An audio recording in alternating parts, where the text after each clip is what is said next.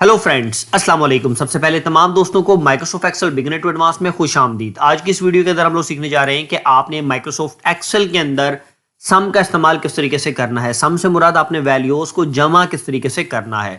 Friends, class को start लेने से पहले अगर आपने यूट्यूब पर अब तक मेरा चैनल सब्सक्राइब नहीं किया तो काइंडली मेरे चैनल को सब्सक्राइब कर दें और मेरी वीडियो को लाइक जरूर कर दें। तो चलिए फ्रेंड्स, अब हम सीखते हैं कि आपने माइक्रोसॉफ्ट एक्सेल के अंदर सम का इस्तेमाल किस तरीके से करना है। सम से मुराद सम फार्मूला या सम फंक्शन, दोनों बातें सेम है। आपने किस तरीके से करना है। फ्रेंड्स, आप लोग देख रहे हैं कि मैंने आप लोगों के सामने पहले से एक फॉर्मेट तैयार करके रखा हुआ है ताकि आप लोगों का टाइम बचाया जा सके और हम कम वक्त में ज्यादा से ज्यादा सीख सकें। सबसे पहली बात, जब मेरे फॉर्मेट में देख रहे हैं, मैंने सबसे पहले स्टूडेंट्स के नाम लिखे हैं कि ये स्टूडेंट्स हैं।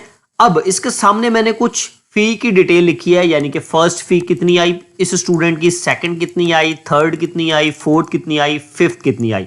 अब मैं इस कॉलम के अंदर इसकी तमाम फीस जो आई है उसका टोटल निकालना चाहता हूं इस तरीके से, ठीक है। यानी कि इसकी पांचों की पांच फीस हमारे पास कितनी आ रही है, इस स्टूडेंट की टोटल फीस कितनी आई, इसकी टोटल कितनी आई, इसकी टोटल कितनी आई, इसकी टोटल कितनी आई, इसकी टोटल, इसकी टोटल और इसकी टोटल।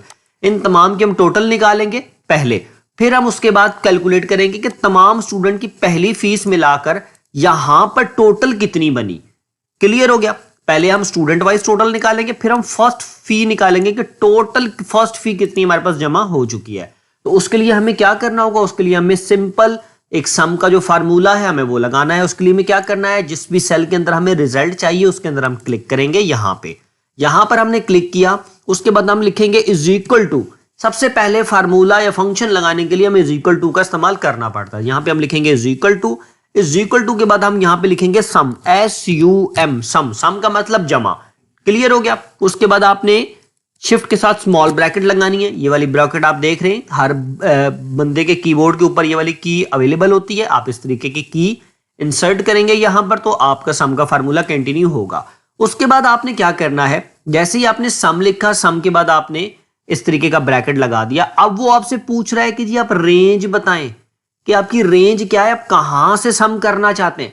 मिसाल के तौर पर मैंने पहली फी से सम करना है, तो मैं इसके ऊपर क्लिक करूंगा। जैसे ही मैं इसके ऊपर क्लिक करूंगा तो वो देखें उसने C3 का क्या मतलब है, C का मतलब कॉलम C और 3 रॉ 3, तो ये देखें C3 इसने उठा लिया। अब मैं इसके ऊपर माउस की क्लिक से ड्रैग करता जाऊंगा तो वो देखें जहां तक मुझे लेना है, मतलब 5 फीस, फिफ्थ फी तक मैंने इसको लेना है, तो उसने उठा लिया C3 से लेकर G3।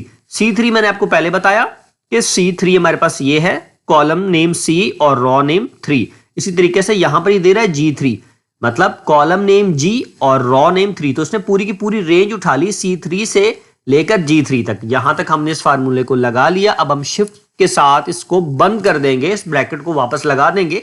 आपके कीबोर्ड पे अवेलेबल है, आप आसानी के साथ इसको लगा सकते हैं। उसके बाद आप जैसे ही इंटर करेंगे तो आपको बता रहा है जी इस बच्चे की जो टोटल फी आई वो आई 8,000 रुपए। तो अब इस पूरे को जब आप जमा करेंगे तो आपके सामने 8,000 रुपया आ गया। सबसे पहली बात, यहां पर आपने एक स्टूडेंट के ऊपर फार्मूला लगा लिया। अब आपने क्या करना है जी, अब आपने इसको यहां से पकड़ के इसके कोने से इसको पकड़े नीचे तक ड्रैग कर देना है।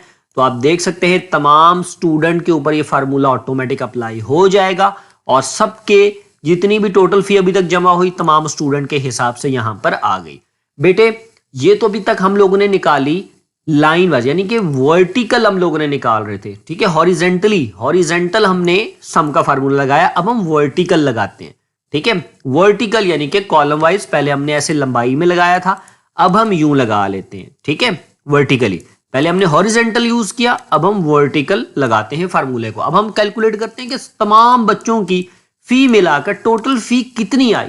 तो उसके लिए हमें क्या करना है, वो सिंपल का सम का फार्मूला सिंपल से हमने अप्लाई करना है, ठीक है। उसके लिए हम क्या करेंगे, इस वाले सेल के ऊपर क्लिक करेंगे, वो ही यहां पे क्या करेंगे इज इक्वल टू के बाद हम लिखेंगे SUM, जो हम पहले लिख रहे थे वही हमने लिखा सम। शिफ्ट के साथ ब्रैकेट लगाएंगे स्मॉल। अब हम क्या करेंगे, पहले हम जिस भी सेल से शुरू करना चाहते हैं टोटल उसके ऊपर क्लिक करेंगे।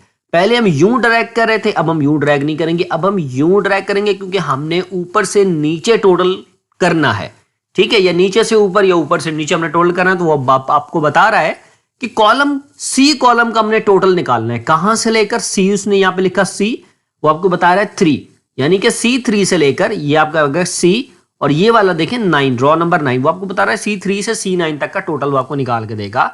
शिफ्ट के साथ ब्रैकेट को हम बंद करेंगे। और इंटर करेंगे तो वो देखें आपके सामने आंसर आ गया। टोटल फर्स्ट फी तमाम बच्चों की मिलाकर 5600 जो है वो जमा हुई है। अब हम क्या करेंगे जी, अब हम इसको इसी तरीके से पकड़ के एंड तक ड्रैग कर देंगे जहां तक हमारी रिक्वायरमेंट है। तो आप देखेंगे कि तमाम इंस्टॉलमेंट यानी कि तमाम फर्स्ट फी, सेकंड, थर्ड, फोर्थ, फिफ्थ, उस हिसाब से हर फी का जो है हमारे पास नीचे टोटल आ गया है। ये तो था कि हमने माइक्रोसॉफ्ट एक्सेल के अंदर सम का फार्मूला किस तरीके से लगाया। अब हम सम को मजीद भी तरीकों से लगा सकते हैं, लेकिन वो थोड़ा सा मुश्किल होता है। मोस्टली ये वाला फार्मूला इस्तेमाल किया जाता है। मैं आपको समझा देता हूं। फिर भी मैं यहां पर आता हूं, इस वाले फार्मूले को यहां से डिलीट कर देता हूं। अगर आपने माइक्रोसॉफ्ट एक्सेल में नॉर्मल आपके पास वैल्यूज कम है, एक या दो वैल्यूज हैं, उनको आपने नॉर्मल सम करना है, तो आप कैसे करेंगे, is equal to sum formula लगाने की जरूरत नहीं है। इसके ऊपर क्लिक करेंगे, फिर आप शिफ्ट के साथ प्लस का बटन दबाएं, फिर इस पे क्लिक करें, शिफ्ट के साथ प्लस का बटन दबाएं, फिर इस पे क्लिक करें, शिफ्ट के साथ प्लस का बटन दबाएं, फिर आप इस पे क्लिक करें, शिफ्ट के साथ प्लस का बटन, और इसके ऊपर क्लिक करें तो ये सारी वैल्यूज जमा हो रही हैं। लेकिन ये टाइम टेकिंग मेथड है। अगर बहुत लंबा काम है तो ये पॉसिबल नहीं है। मिसाल के तौर पर अभी तो अपने 5 फीस तक है, अगर यहाँ पे 25-30 फीस होंगी तो आपको बहुत ज्यादा टाइम लगेगा। तो इसलिए हम कौन सा मेथड इस्तेमाल करते हैं, हम लोग सम का मेथड इस्तेमाल करते हैं। SUM का मेथड जो है हमने इस्तेमाल करना है, जो कि हमारा टाइम बचाता है। अच्छा, मजे की बात यह है कि लाजमी नहीं है कि सम का मेथड आपने पूरे के ऊपर लगाना है। तो रेंज है, जहां से आप रेंज देंगे ये वहां से उठाना शुरू करेगा। मिसाल के तौर पर यहां पर मैं आता हूं, मुझे यहां पर सिर्फ और सिर्फ सेकंड, थर्ड, फोर्थ और फिफ्थ फी को जमा करना है, फर्स्ट फी को जमा नहीं करना। ठीक है, तो मैं क्या करूंगा, वही सम की range is equal to SUM, sum को उठाया, शिफ्ट के साथ ब्रैकेट, मर्जी है फर्स्ट फी से जमा करें, सेकंड से, थर्ड से, फोर्थ। मिसाल के तौर पर ये सेकंड फी से मैं जमा करना चाहता हूं, तो यहां पर आकर शिफ्ट के साथ ब्रैकेट बंद करूंगा तो सेकंड फी से 7500 रुपया दे रहा है। वो देखिए पहले 8000 दे रहा था, अब 7500 दे रहा है। तो फ्रेंड्स, मैं उम्मीद करता हूं कि आप तमाम दोस्तों को मेरी आज की वीडियो, जिसके अंदर आप लोगों ने सीखा कि आपने माइक्रोसॉफ्ट एक्सेल के अंदर सम का इस्तेमाल किस तरीके से करना है, आपको समझ आई होगी। अब हम इंशाल्लाह ताला अपनी नेक्स्ट वीडियो में हाजिर होंगे। मेरे चैनल को सब्सक्राइब करना ना भूलें और मेरी वीडियो को लाइक जरूर कीजिएगा। आज के लिए मुझे इजाजत दीजिए। अल्लाह हाफिज।